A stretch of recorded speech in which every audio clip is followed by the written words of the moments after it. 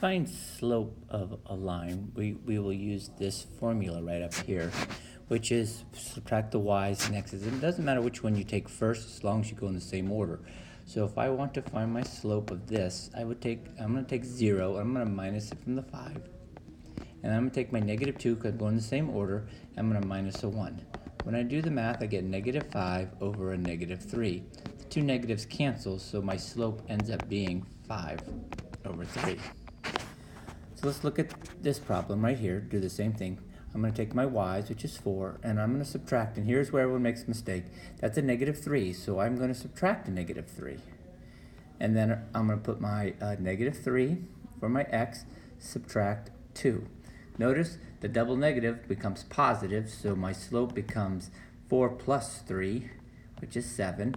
Negative 3 minus 2 is actually a negative 5. Now, it doesn't matter where the negative sign goes. You could have it on the bottom, you can have it on top, or you can have it right next to it. Either way is the same exact answer, so all of these are the same and correct. So here's how it's worded oftentimes. Find the slope of a line passing through these 2 points. So I'm going to use my slope formula. So I'm going to go 4 minus a negative 3, and then I'm going to go my negative 2 minus a negative 2. Notice I always include the negative, even though I'm subtracting. This becomes positive, so that's 7. This becomes 0. This is undefined. You cannot have 0 in the denominator, so this can't happen. So this is called no slope. Undefined. This type of problem is when you have 2 points, but they give you this slope. We're going to use our formula, but instead of using m, I'm going to replace the m with the 1/3, which then gives me my y's. I'm going to go 4 minus, in this case it happens to be an r, over 1 minus a negative 5. Now, if you remember what I said earlier, this is a proportion, so I can cross multiply.